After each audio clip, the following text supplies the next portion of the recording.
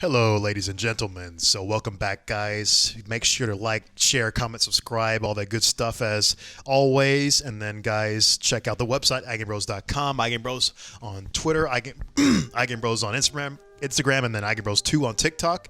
And thank you again to the patrons. So, we've been really appreciating the support lately, guys. Keep donating if you like our stuff. It's patreon.com/Eigenbros. $1 will get you an extra 30-minute podcast per week.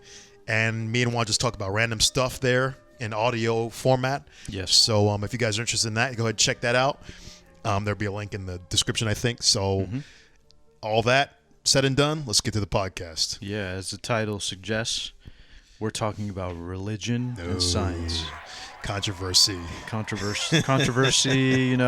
you're from the internet like we are, like millennials are, you've been a part of the atheist versus religion discourse in your youth. Those were good days. The Sam Hitchin or the Christopher Hitchens. Christopher Hitchens, yeah. The Sam Harris / Richard Dawkins days, Yeah.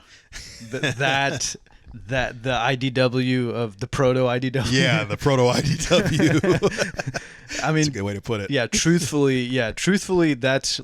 I remember the internet discourse used to just be that. Yeah, atheist dunks on Christian,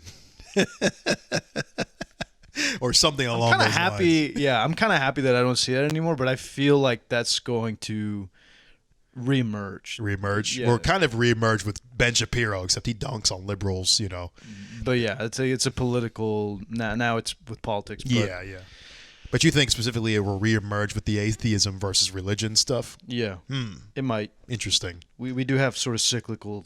Yeah, we do sort of revisit a lot of topics of discussion.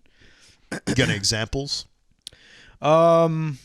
At least on the internet? Yeah, because the internet's so new. I don't even know if I can think of any. Well, I'm specifically thinking of like Tumblr and stuff. Like, in the Tumblr days, like the discourse was always politics, and a lot of the same stuff that they were talking about there, like 10 years ago, is the same stuff as on TikTok now. Oh, I see. Yeah. So the Gen Zs are catching hold now. Yeah, and I mean, I hate to say it, but yeah, the millennials definitely already carved a space out for that, and it's funny that they're reaching the same conclusions. Yeah. And I'm just like, okay, all right, like it's whatever. But in this particular aspect, we do see science, we do see religion a lot being discussed in science, and it's kind of trickled in usually, right? Yeah. God, so particles and whatnot. Yeah. Oh, we see religious type things that enter in the science space. Yeah, right? yeah. Yeah, like you said, the God particle. I think of the recent one with Michio Kaku. His book is called The God Equation. So physicists love to invoke God and all these things sometimes into, science every now and then, which evokes and elicits certain reactions. Yes. But either way, it is what it is. But I guess to start off I guess we can I kind of wanted to hold this like an open discussion type format because, these things are not ever going to be solved in some sense, right? It's just people will choose a path or they choose the other path, really. It's like almost this stuff is not really even worth debating, but, it's just interesting, for your own sake, really. Can you explain why it's not worth debating? Well, I guess I'll explain this. I see it's usually not worth debating because most people are just set on their opinion one way or the other. Right. And it feels a lot like this is one of these issues where you're not going to persuade someone who already has their mind made up. So the debate aspect of this is a little bit more it feels like the swaying is much less. But maybe not. Maybe it's one of these things that I guess you could argue is like a slow drip where you just hear enough to where your mind starts to shift perspective. So maybe it is, but... Well, I would say fundamentally, like, after spending too much time in this sphere... As we both did. Too much sunken time. My thing is, I think you're right. If you're ever in a position to argue with someone about religion and science, you're never going to dissuade someone whose argument is based on faith and belief. Like, you're just not. Like, it fundamentally is, you're presenting something where if you value reason and they value faith, there will never be a meeting. Right. There's It's two different systems in some sense. going to be a boundary. It's like, So it's a kind of spoiler alert. Kind of spoil the podcast. Oh, okay. Well, it's like it's just you're meeting at the boundary and never crossing over. You're just talking each other over a fence. So it's So do you think is science compatible with religion in any way, Juan? Well, we have to define religion. Let's define religion. Sure. What do you mean by religion? So when I say religion, I mean the specific belief that a higher power created the universe, and that higher power is also a higher power that that has some kind of holy book that tells you the path of, let's say, or tells you some kind of description of the universe. That was written at some point in time, relaying a message of, relaying the message of that this is our holy book, and this is how the universe was created.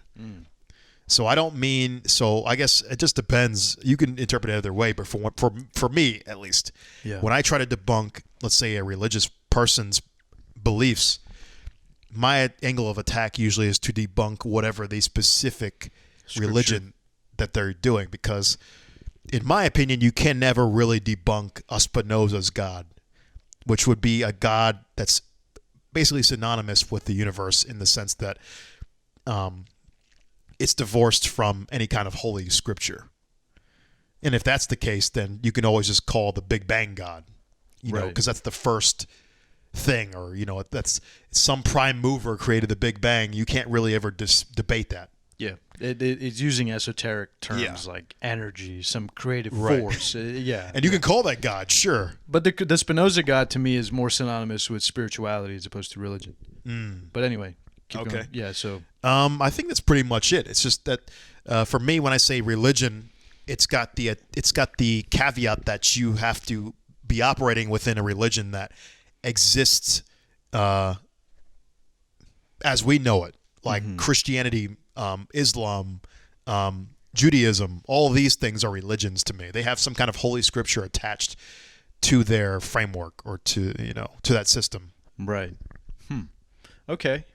I think I would define religion as defining like having scripture and having a presupposition of what constructs reality and how it came to be, and they have their own hypothesis and all that. And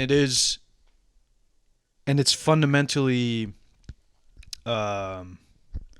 human-centered. You know what I'm saying? And then number anthropocentric, yeah. And then number two, also constituting like aspects of which it's organization as an organization. Like, I think you can be religious and do science, but you cannot be.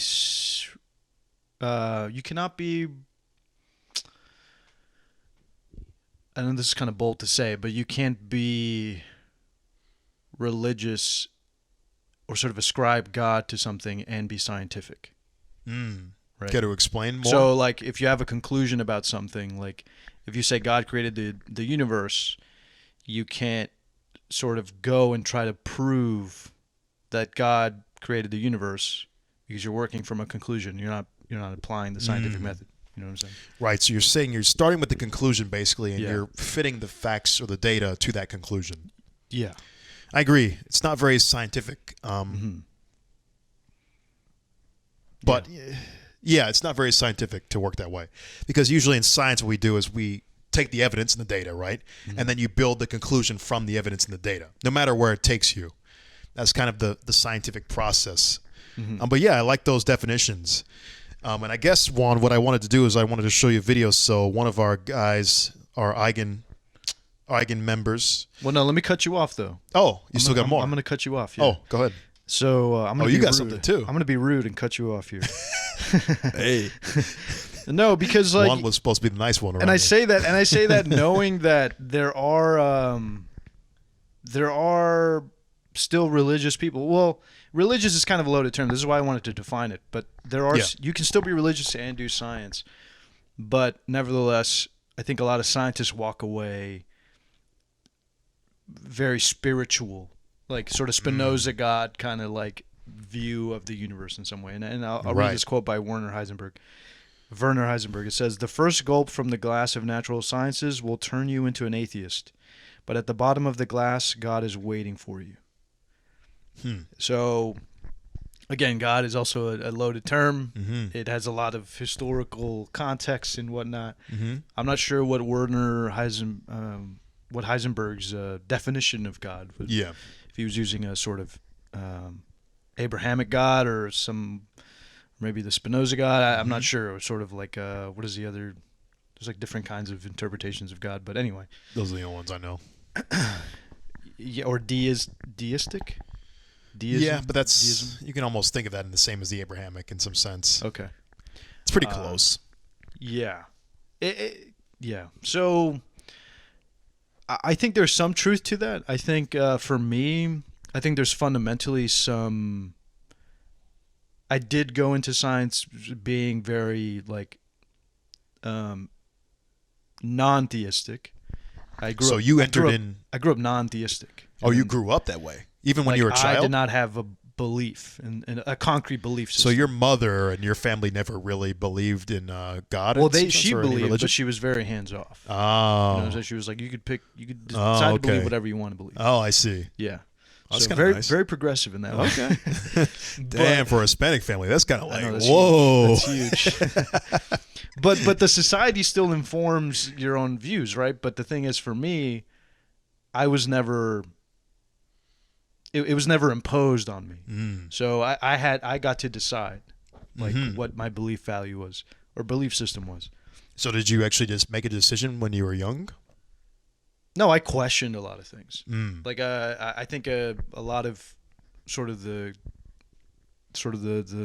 America's mostly Christian, the Christian ethos and ethics and all this other stuff kind of and moral framework is still embedded in a large aspect of society. I would still see billboards and say like "Think God" and all those things.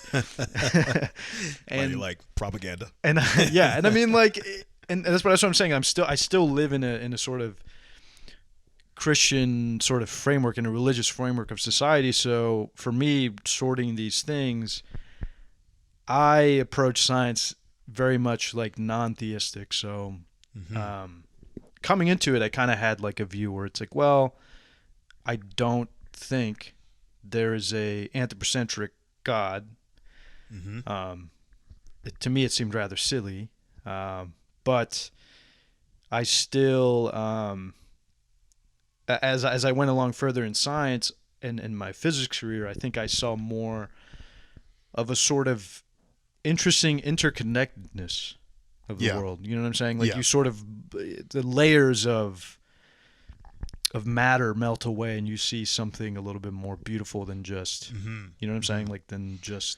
Because you can see the mathematical framework, which is very elegant in some sense too. Right. Yeah, so there's a profound appreciation for like the way the universe is, as opposed to one based more on like, how would you say, the way it's constructed, as opposed to sort of one based on like, this is what it is. You know what I'm saying? Right. Yeah. So in that way, I am sort of spiritual, quote unquote. Okay. Because some people will define spirituality in a way that's like that. Yeah, yeah.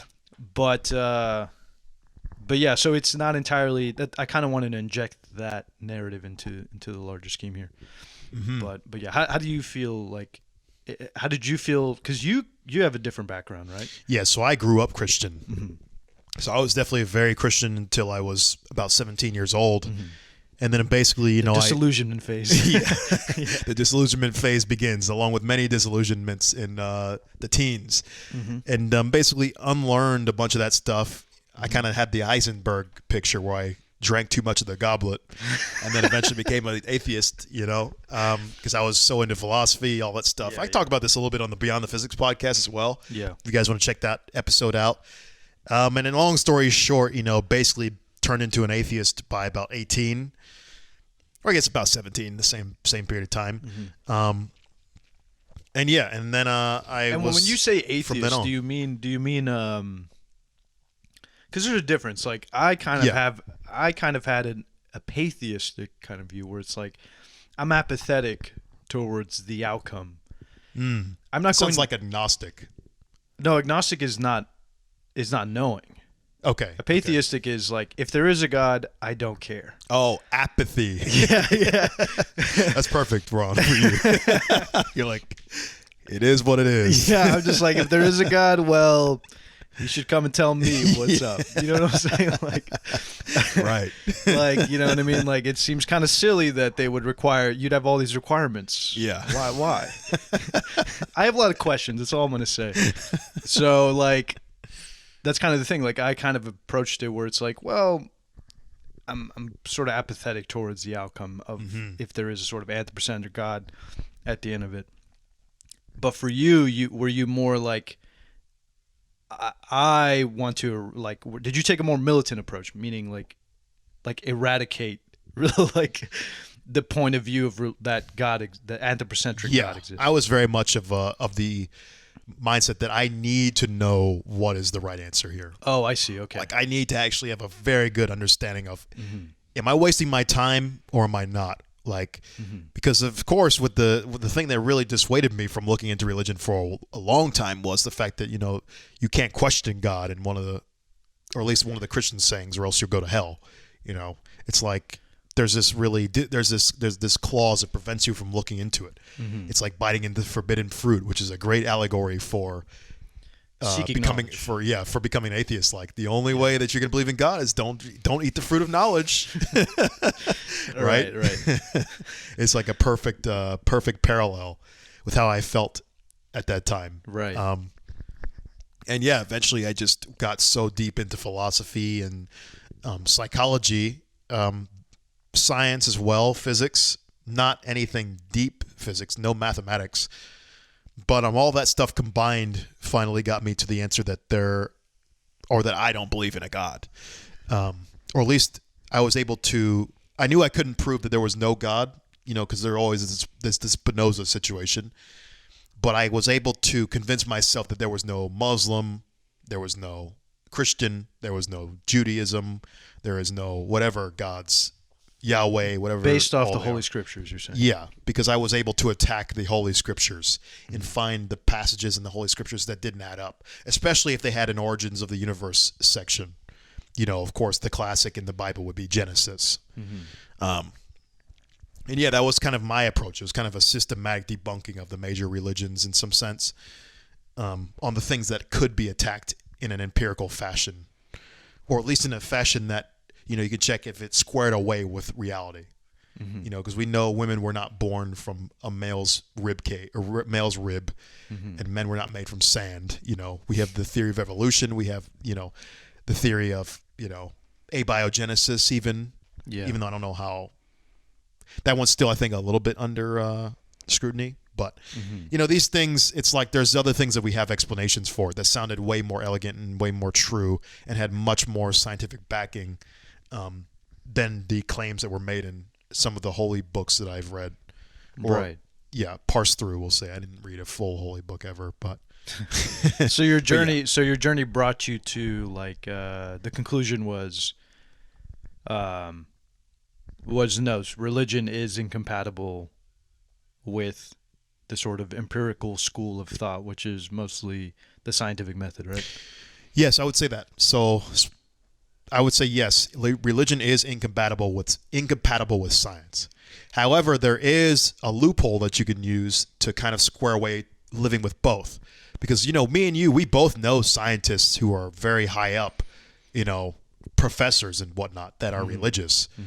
And I think the only way you can really square it away is if you have this kind of dichotomous relationship where you push everything religious or kind of metaphysical or religious into the metaphysical realm, I'll say. So it's like you could push all of the religious aspects to pre-Big Bang, and then you can kind of keep everything scientific within Big Bang and after. Yeah. And I think you can kind of operate in a realm that's like comfortable living. Yeah. And I just got to this conclusion recently, Uh-huh. just, with this podcast, because you can kind of do that, but they're still incompatible. Because let's say if your scientific system was able to go pre-Big Bang, let's say we could find a way to exit the universe, or to figure out a way to step outside of the universe, or to go past Big Bang, then now you would have an incompatible system, because then you would have to still use a scientific framework to explain. You're not going to be able to use that metaphysical religious framework to explain the universe any further. Right. But for now, you could be safe in operating within those two bubbles: metaphysical religion, physical science. Yeah, that's true. I think that's true. But they are incompatible at the end of the day.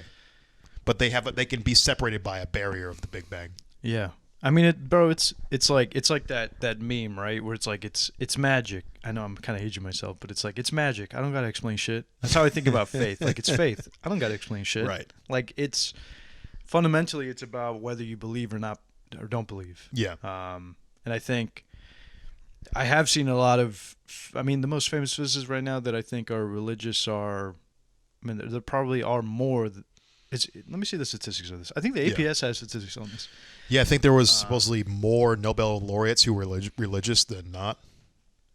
Yeah. Wasn't there? Coincidence? No, just kidding. Oh, X-Files theme. No. No, I just think because most of them come from the Jewish tradition. That makes sense. And yeah, I mean, and that's kind of doesn't count to me in some sense, because Judaism is almost like culturally religious. yeah. Because like even Jewish, like a lot of the Jewish people I know don't really believe in any religion. They just like it because it's like such a deep part of the culture. Well, Because you have like the whole bar mitzvah, bat mitzvah aspects. They have all the traditions that surround it, and it's almost past a. It's not really I mean, they don't really use it as a way to explain how the universe came about. So that religious aspect is definitely compatible with science, because it's just like a culture almost in some sense. So when I say religion incompatible with science, I'm specifically meaning like an origin of the universe or an origin of life story or explanation. right. Yeah, I mean, like, look, I'm just Googling it now. Religious physicist Stephen Hawking. No. Stephen Hawking was definitely an atheist. That's what it says here. Who called religious people like one of the most like detrimental things. Well, maybe right before his death, but he was Who like, wrote this list? That's number one.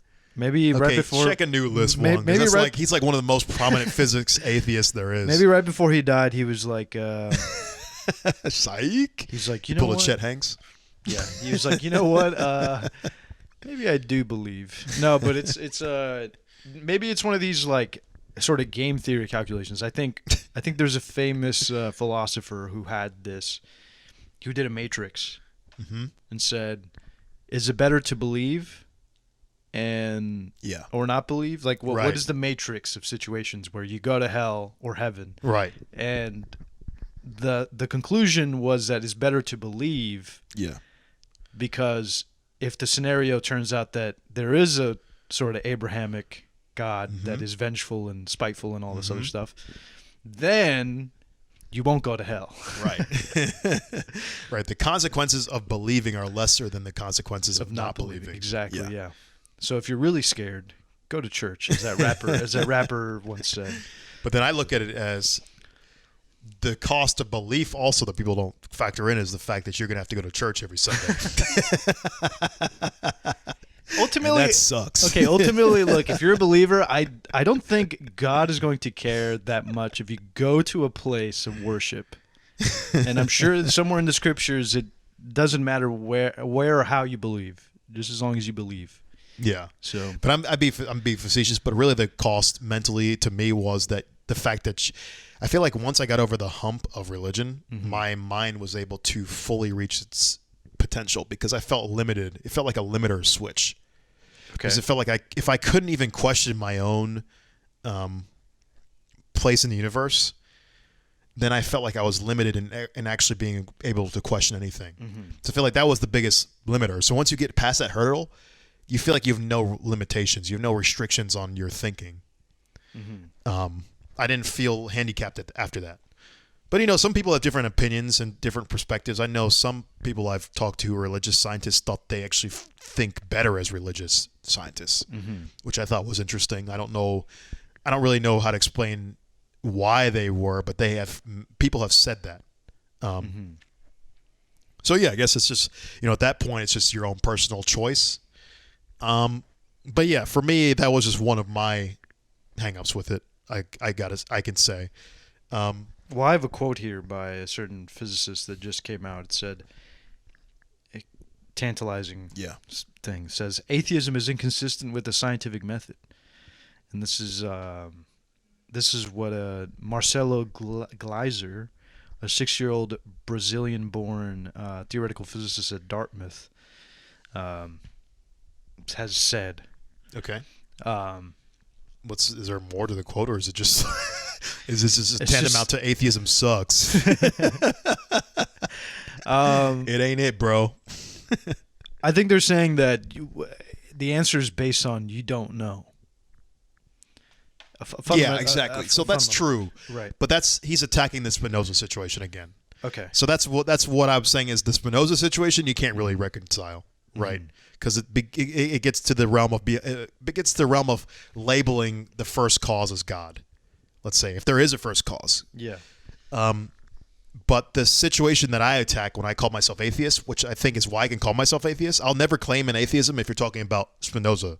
Right. I'll claim atheism if you're talking about any other religious...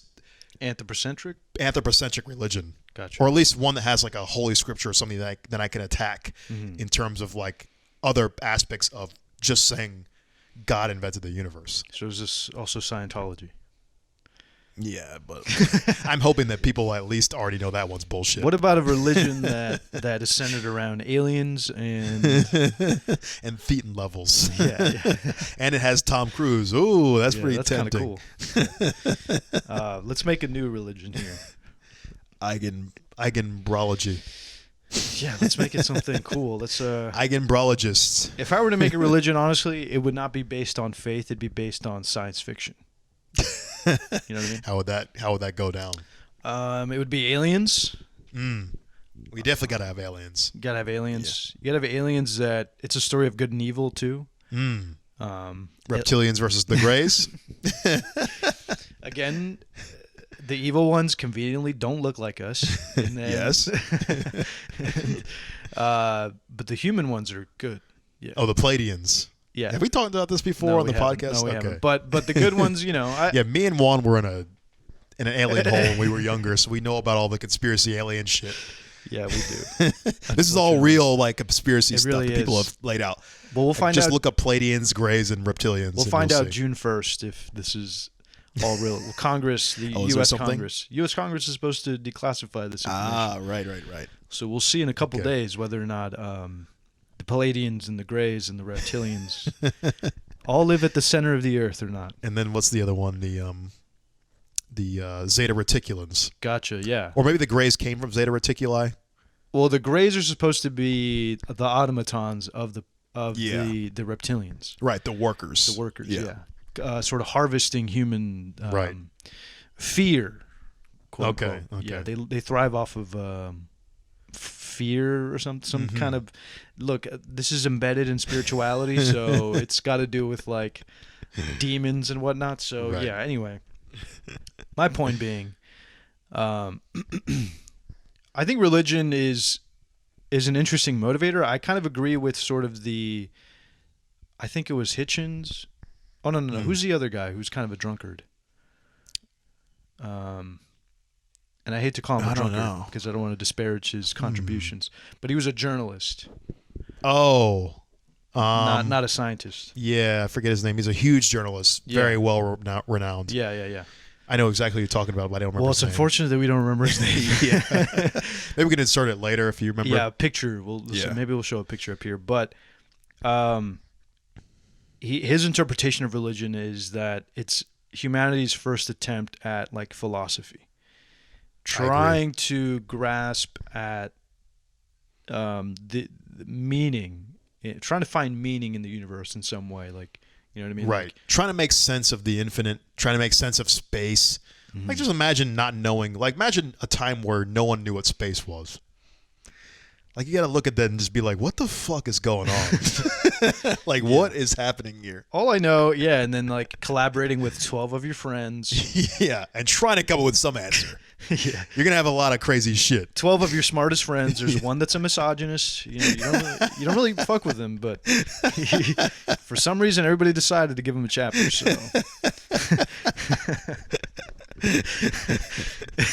Right, and then the slave chapter one. And then one guy who had IBS and he couldn't eat pork or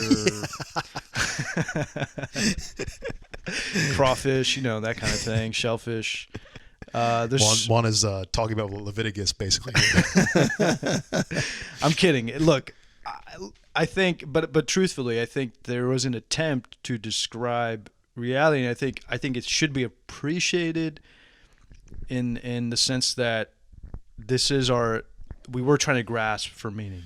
Yeah, that's our earliest attempt to sort of try to create a code of ethics, because we realized that we could not go on living without philosophy, without, right. You know what I mean? It makes us better humans to have some kind of guiding principles, right, and some kind of direction, right. And that included trying to come up with an explanation of how the universe was created. Yeah, and how do you construct a society without telling people how they should behave? Right. How we should treat each other, right? Because there is no rule book that's been given to us, right? Mm-mm. And sometimes you have to figure these things out. And people, if you don't have any kind of guide, then sometimes you have to figure it out firsthand, right? Yeah. And then that's not always good. If you murder your neighborhood, then you can't undo that. You can't. But that's what I'm saying. Like, the appreciation should be as much as like, look. I think there are ways you can look at religion. You can look at it as historically, through a historical lens. Like there's some, for me, I do. That's at least my take on it. Mm-hmm. I believe that if you look at the Abrahamic Christian, kind of just focusing primarily on that, I think maybe the sort of the Arabic kind of interpretation. What is it? Like Muhammad is supposed to be a prophet. They're supposed to be after the Old Testament, right? I think so. I think that Jesus was a kind of a disciple or something with Muhammad. Yeah. But Muhammad was the chosen one. Right, according to the. He was just a dude hanging out with him. Yeah. According to Islam. Yeah. Well, that's the thing with Islam. They have their own interpretation of that, and then even looking at the Old Testament, it's built upon even older stories that have been told throughout time, right? You talk about the Epic of Gilgamesh. Yeah, I'm not familiar. That's a story that's more, you're going back to Africa and like the first civilizations where they had their own, all the origin stories kind of originate from that area of the world. Mm-hmm. The Epic of Gilgamesh, Tower of Babel, that kind of stuff, like all these sort of texts that predate the Old Testament. I think a lot of these stories also, again, attempted at answering human origins, code of ethics, right, all this stuff, how we should treat each other. Like, there's so many things that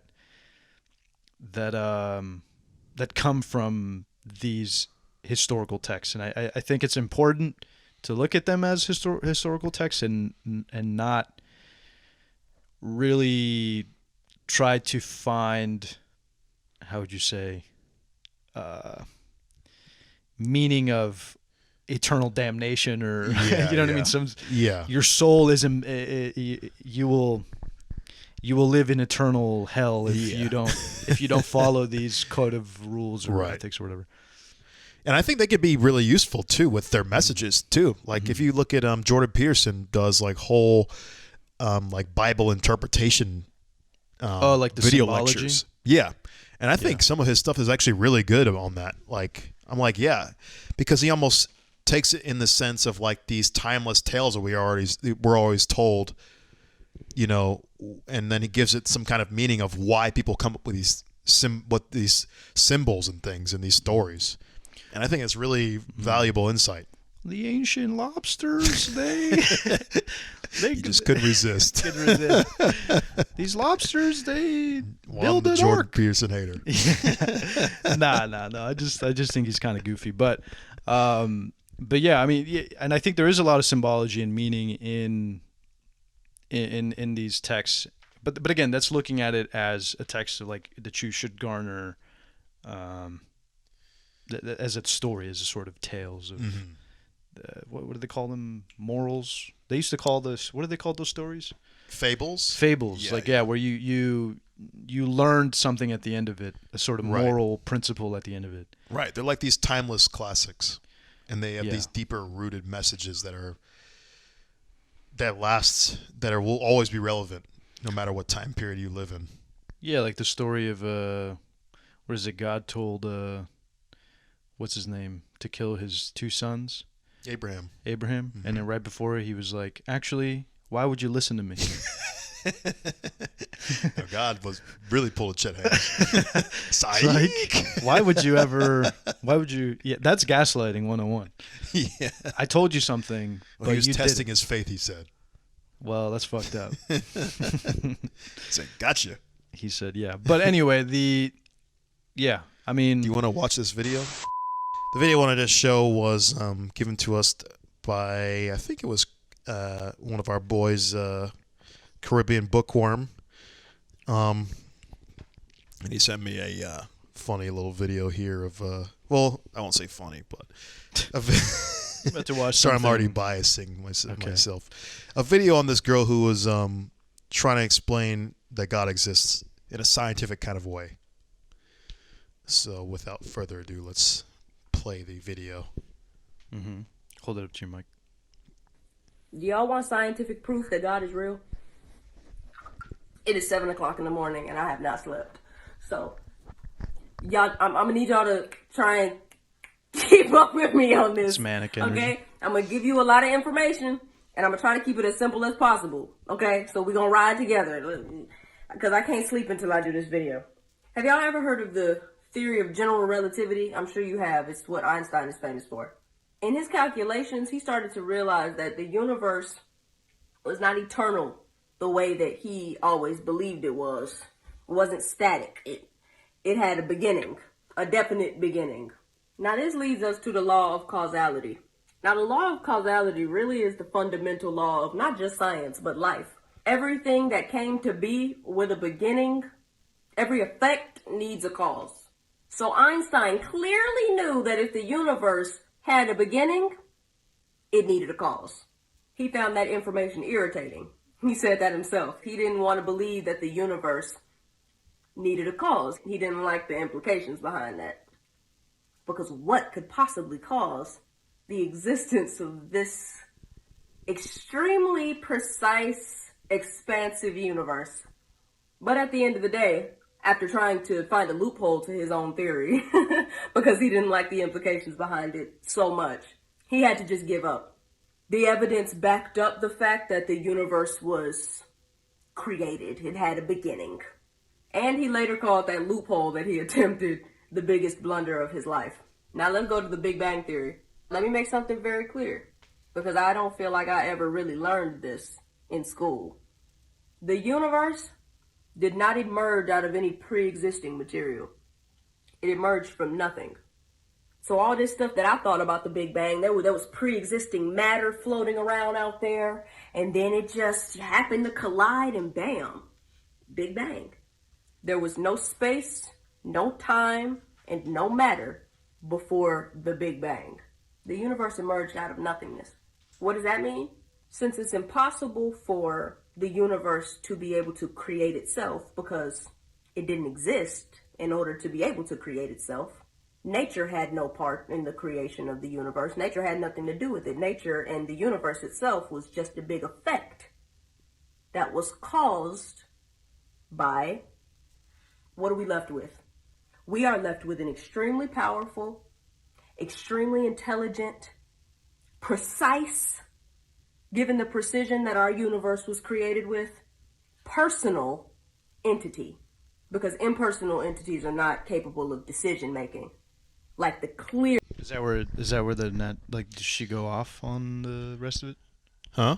Does she continue on, like, to the rest of it, or does she just kind of end on that? I think she continues on, but shall we keep Okay, going? well, we'll deconstruct. We'll deconstruct. Yeah, I just that. wanted to get some things because we already had a bunch right there. Yeah, we'll deconstruct. We can continue on or not, depending on how we feel. Okay. But yeah. So, did you have any thoughts? Well, first off, the biggest blunder thing, that was mostly about the gravitational constant. The cosmological constant. Yeah, yeah. Sorry. Talking about the expansion.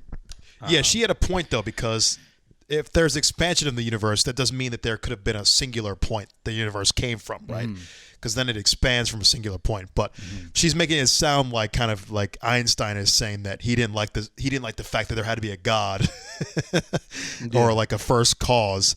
And I think he just didn't like the fact that the universe was not static. That was really what it is. It's a little more nuanced. Yeah, it is. Because he didn't see any observable effects that, well, nobody actually tested at the time. Nobody really thought the universe was expanding, right? It just sounds silly. So he put in the cosmological constant as a way to make the universe static. And then later they found that the universe was accelerating, and he called it his biggest blunder. But it turned out that Einstein still was right at the end of the day, because the cosmological constant was still relevant for, I think, curtailing the expansion, because maybe he was expanding too much. Well, because I think he stumbled upon the expansion constant, right? And he was he put it in there just to make the universe static. It was forced in there. Yeah, yeah. It was forced in there. Yeah, for sure. Yeah. He just didn't like it because he did it in such a way where he circumvented his normal way of doing things, of actually thoroughly checking the logic, and he just wanted to say that because he knew that he didn't know how to conceive of a universe that wasn't static. Right. Yeah. I mean, I don't blame him. There wasn't. And then you also get there. problems with energy conservation, right? Because then you're like, if the universe is expanding, then where's that energy coming from, yeah. right? Mm-hmm. But then that can imply that who says the universe even has to be completely, who says that the universe itself has to have conserved energy? And actually, Science Asylum does a good video on that. Yeah. Science Asylum? Yeah. Nick. Why is it an asylum? No, I don't know. You gotta be crazy? You gotta be crazy to do science? Nah, I'm just mad scientist, you know? Yeah. Yeah, that's very interesting. Well, okay, we just needed to clarify that point, and then the other point was what? So the other point was the last part where she was just like saying like, well, there's something intelligent. Yeah. There's something. Yeah. She made a lot of interesting conclusions on that. That to me is a leap of logic right there. Like if Yeah. you've ever seen one that's like, okay, all right, well, from you to go that there's the universe had an origin, but that origin you're now saying now you're establishing conditions for the origin. Yeah. So her first point was it had to be powerful. Yeah. Her second saying it had to be intelligent. Her third was that it had to be precise. And her fourth was personal. Personal, yeah. Yeah, that fourth one didn't even. I don't understand that. We can That's maybe debunk that, but I think powerful maybe, because you just say that the powerful entity was enough to create a universe. So, all right, I'll give her that. Okay. You have to have enough energy to create every particle in existence, right? Mm-hmm. The intelligent one is a reach, because there's nothing in the universe, or there's nothing in physics saying that the Big Bang has to be intelligent. Like, why does it have to be intelligent? You can think of many causes of something. So she's saying the Big Bang is an effect, right? But you can conceive of a cause that's not intelligent creating the universe. Yeah. I'm not seeing how she could come up with that conclusion with any logic. It just is, she's invoking God because that's what she wants to be. It's the again, starting with the conclusion and then fitting your evidence to the conclusion, because there's nothing that needs to be intelligent about creating a universe. No. In fact, like, we know that as far as physics is concerned, a lot of this stuff is emergent phenomena. Like, yeah, there's no intelligence to it. Like, it's just a basic set of rules that just like, and then we can corroborate that because we can actually follow those paths backwards, right? Yeah. And make sense of them. Like, with the things that are intelligent are things that we can't explain. Like humans, we still can't explain that shit. So it's like, that's a claim. And then her third one was that it needs to be, what does she say? It needs to be precise.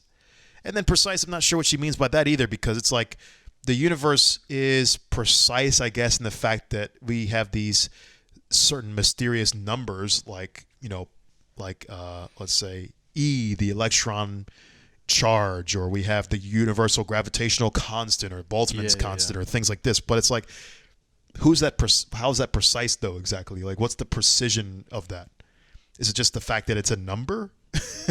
Yeah, just the fact that it's a nice number to look at. It's not even a nice number. Who says it's nice? It could be irrational. We don't even know. We can only measure it to some certain number of digits, but where's the precision come in exactly? I don't understand. True. Yeah, because what metric are you using that it's precise? Because precise is all about measuring up against your ruler, you know? Exactly. Like if the Boltzmann constant was 2, then I might be like, oh shit, you know, if it's some natural number. But yeah, if pi appeared in more places than just being the ratio between the circumference and the the diameter, then I would be like, oh, this is very interesting. Well, it does though. Don't say that, because pi comes up a lot. But if pi was anything else besides some random rational number, you know, I mean, so I don't know what she means by precise. Where's the precision in the universe? I don't see it. Is it just the fact that it's just a number? I mean, because she's saying then, because it's just like, if the universe is built off of these numbers, then it's going to look precise, because those are the foundational numbers that build up our universe, right? So in that aspect, any universe is precise. So precision, I have to throw that out as well. And then the fourth thing she says is personal. So I don't really know what she means by personal. There's nothing personal about the universe. The universe doesn't give a fuck about humans. If humans were gone, I think the universe would be completely fine. Yeah, I think the universe exists independent of observer effects. But I guess you said that sparked me kind of, and maybe saying that, you can maybe invoke quantum mechanics, because, you know, the whole classic, does the moon still exist without an observer? Yeah. Right, because the observer has to collapse the wave function of the moon, let's say. So maybe that's what she means by personal? No, I think we're reaching, I'm saying that it's, I agree. The universe, I don't know. I think maybe the personal thing is like there's intent. I think that's what she means. Okay. Of course, I'm interpreting her point, but there's intent ascribed to the creation. But I would say that their intention is not if your intent is to create life in the universe, then there could have been easier avenues to do that. My argument is.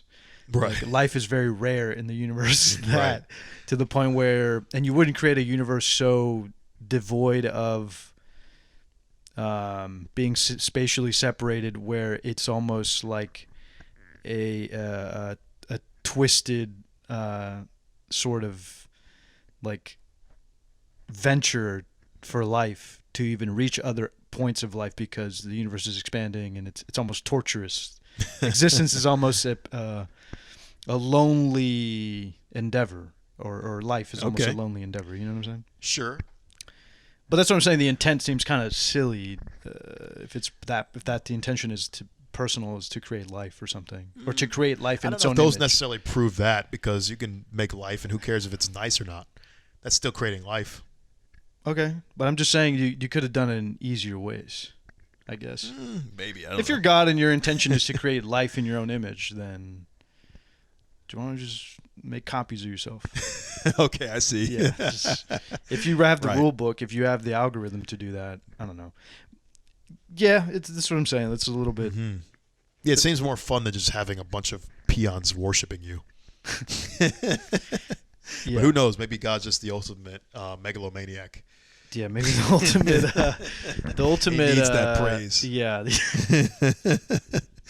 God is the ultimate attention whore. He's the ultimate thought. He's the ultimate thought. Truly constructed out of to be appraised and. Right.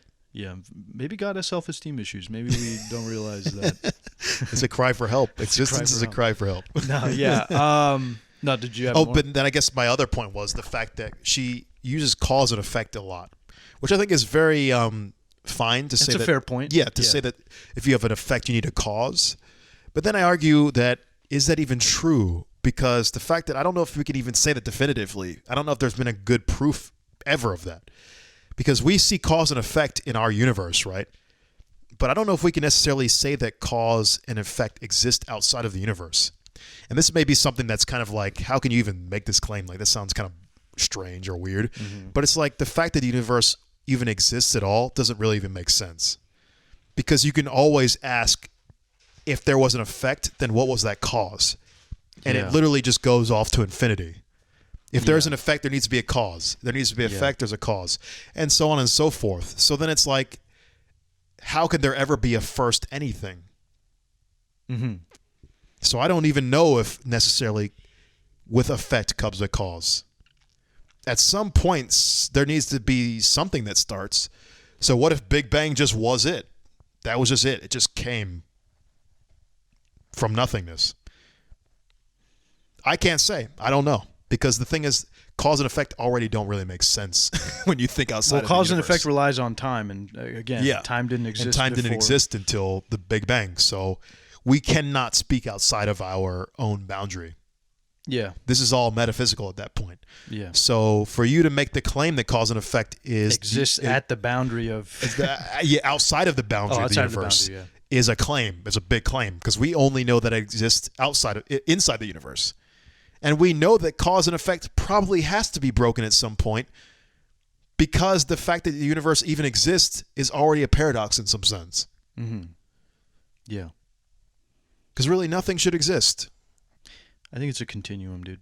It's a cyclic process. Yeah, yeah. I Or think it's like a yeah. self-referential loop or something. Ouroboros, I think, sort of that kind of like. But even that doesn't make sense because you still need something for the Ouroboros to kick off.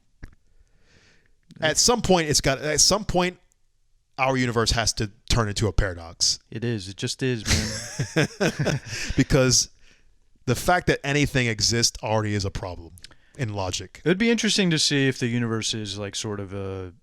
I kind of think it makes sense to me. The closest I've ever seen to, if you want to talk about rational explanations of the creation of the universe, I think a person that's kind of leading this in a really interesting way is Sir Roger Penrose, and he talks about the cyclical nature of the universe, and he sees it more like as an expansion and contraction, and you talk about universal cycles. That's funny. That's actually a thought I already had a long Yeah. time ago. Yeah, I was me like, too. I was like, you know what? Who says that we're even gonna? This is our only shot in life. Even. Yeah. What if this is like the 10 to the 100th iteration of the universe, and we were doing Eigenbros in the, Yeah. like and some other 100 billion years ago ago. or something in another universal cycle. Like, yeah.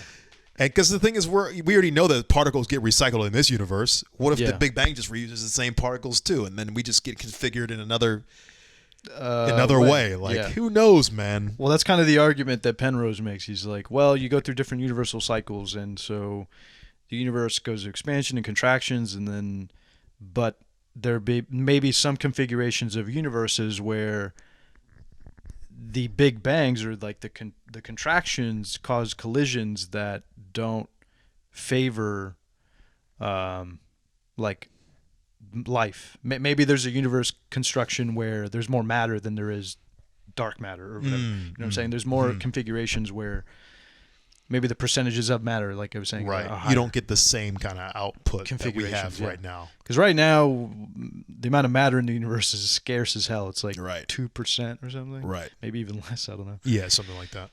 Insane. Yeah. But that's kind of the point that he's making, and maybe dark energy is sort of this, because I think the question comes down to what is dark energy, and I think he thinks that he posits that maybe it's sort of this remnant of universal collisions or universes colliding, sort of shadow. I don't know, things that don't interact with our with our universe. With our universe, yeah. Like, But weird. it Just through interacts gravity. gravitationally. Yeah, it's weird. Okay. It's very strange. He has It's a an cool interesting thought, but it's really reaching. It is, but he's trying. Yeah, he's trying to come up But with he's some definitely rational coming up thing. with a very Marvel-esque or very Dirac-esque kind of solution. Very there. much so. But I think I like the idea because, I mean, we look at, as physicists, we joke all the time that everything is harmonic oscillator. Right. And so Right. Why not the whole universe? why not the whole damn universe? Why isn't it also? Literally everything is a harmonic oscillator.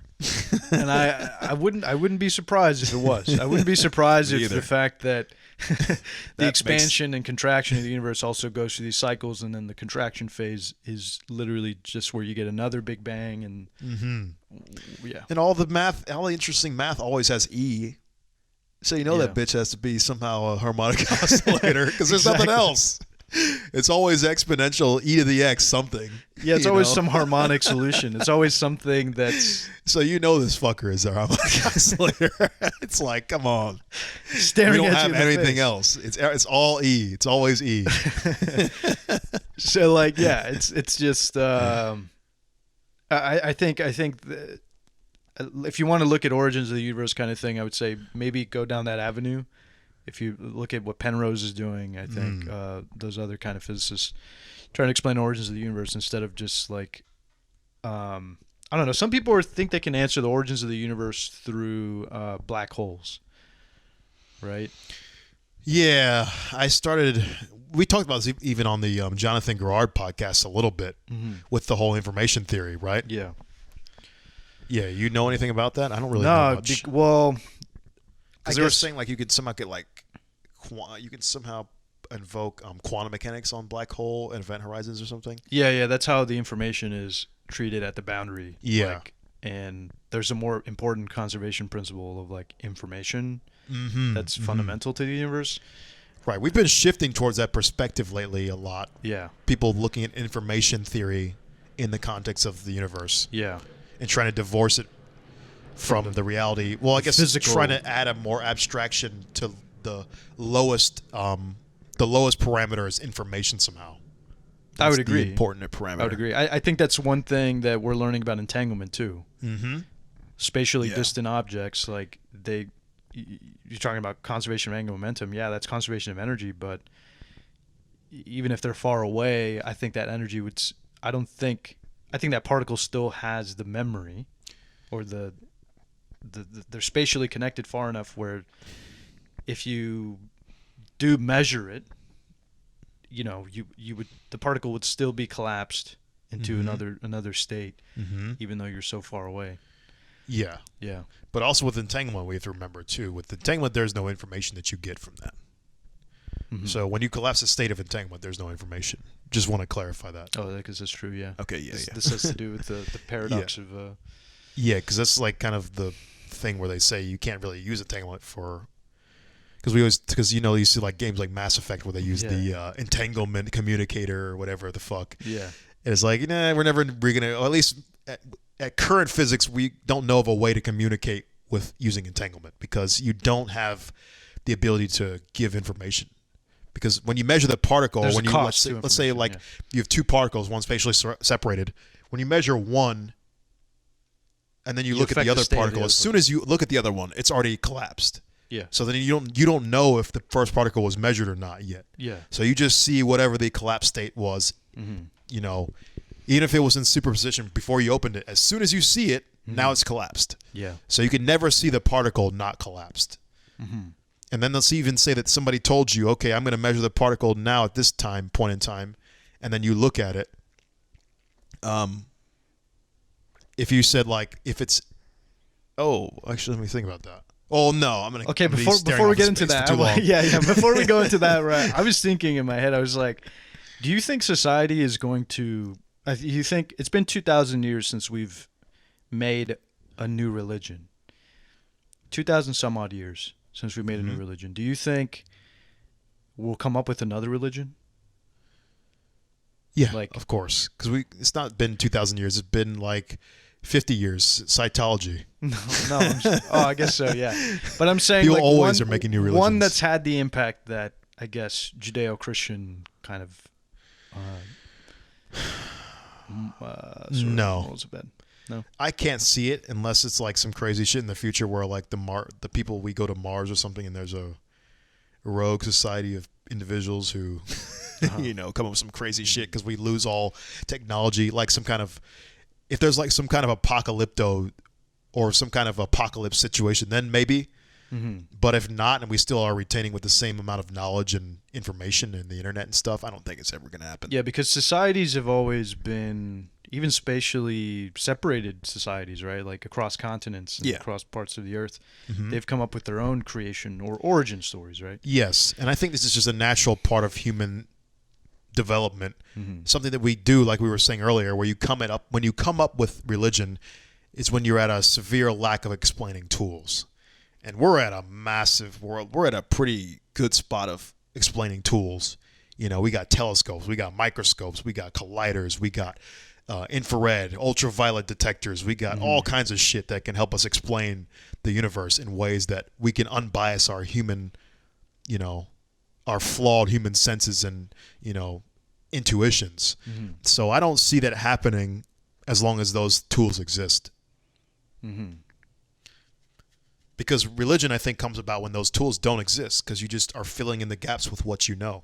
Your intuition and your feelings about things, right? And you just feel that there's some higher calling because, you know, the universe is truly this majestic thing, and it's just invokes these feelings in us because, you know, we've grown up in this world of the unknown and mystery. So it's so powerful, it makes you want to come up with these crazy religious I think it's very concepts. awe-inspiring. Yeah. So it's just naturally going to occur, I think, when you have a lack of tools. But now we've demystified reality and found out how boring actually it is. Or at least there's no magic. We were like, it's, you know, it is. This is how. Well, I it's still really think happening. it's magical. It's cool, you know. I mean, I'm not. Yeah, don't get me wrong. I'm not saying it's magical. Like, you can, if you're in physics and you're looking up these new shit, like you're discovering like black hole mergers, and we're getting these, you know, gravitational waves, and, you know, we're looking at quasars, and we're looking at quantum particles and these things. That's the magic of today. But then, you know, it loses some mystique once we understand what it is. And we're just like, it's, you know, it's an electron. It's fine. Oh, yeah, that TV? That's hundreds of years. Yeah, it's like, we get how to do it. But, you know, if we put this back in, you know, even like, you know, 100 years ago, people's minds would be blown. Yeah, I think me as a kid, I always battled the idea of like, I didn't know what the hell cars were. Right. I was like, what the hell are cars? Like, how is this even real? What's happening? What's happening inside of a car? Because I would just see people get in them. Yeah. And then be magically transported somewhere. I was like, who the is that? And your parents couldn't explain. Well, I don't know but your mom or whoever couldn't explain it. Nobody could explain it. It's like you're just using a tool to get to somewhere. Right.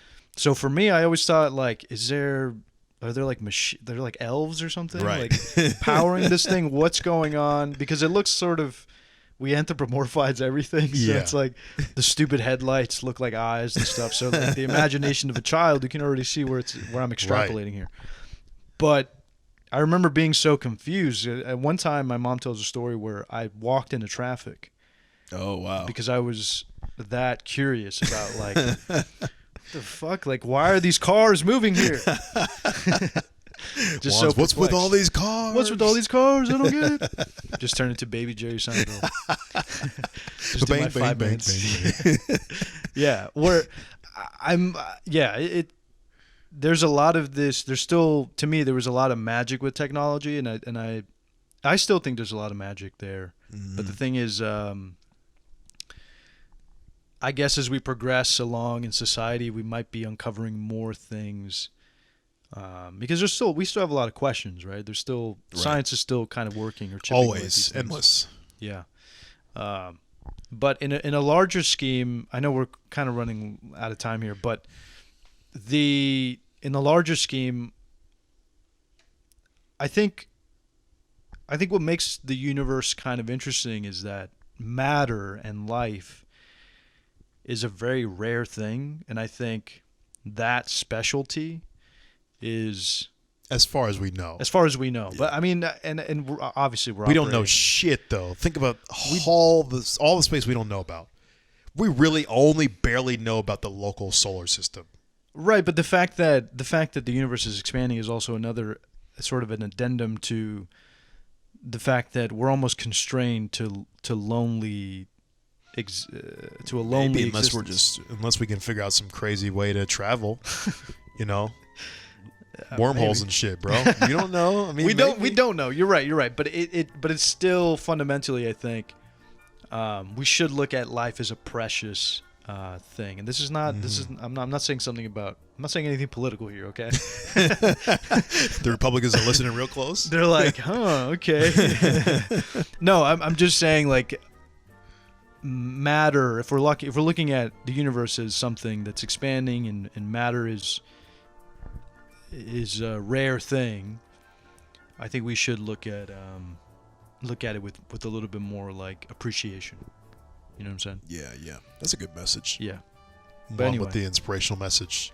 Should Yeah. we just leave it on that? I think we'll leave it at that. Leave And it on that. Are there any questions about that you have for the listeners? I guess. Guys, what do you think? Is science compatible with religion? After all you've heard, Did you guys take away any interesting insights that maybe me and Juan had? Probably not. I think But there's maybe, a who couple knows? things in there. Like, I mean, look, I feel like our audience we have a very smart audience, so maybe they don't. This is probably old hat, because even for us, this is a little bit of an old hat deal. But who knows? You never I don't know. know. Maybe I somebody wanna found it hear- valuable. Yeah, I want to hear the takes of that. If anybody kind of took away anything from that, I want to Yeah. hear it. Maybe the undergrads. The undergrads might be a little bit more wide-eyed and bushy-tailed with some good, some good, interesting insights here. Yeah. So yeah, guys, let us know what you think. So with that, don't forget to like, comment, share, and subscribe.